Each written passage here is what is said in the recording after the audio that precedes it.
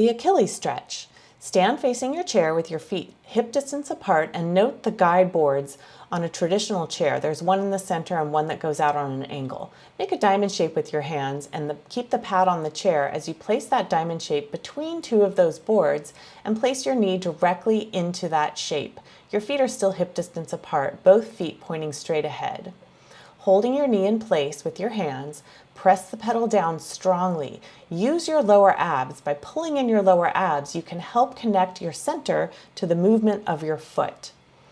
3 to 5 repetitions only, controlling the pedal throughout. This helps to strengthen and condition, and as well as increase the flexibility in your calf and your feet.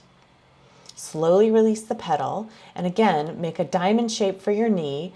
Check where the guide boards are and step the other foot up to the pedal.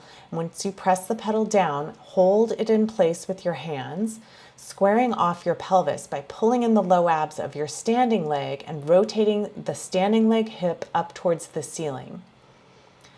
Slowly and controlled, move the pedal, and when you've finished, carefully lift your knee off of the pedal. A teacher should always have one foot on the pedal throughout this exercise to protect the student.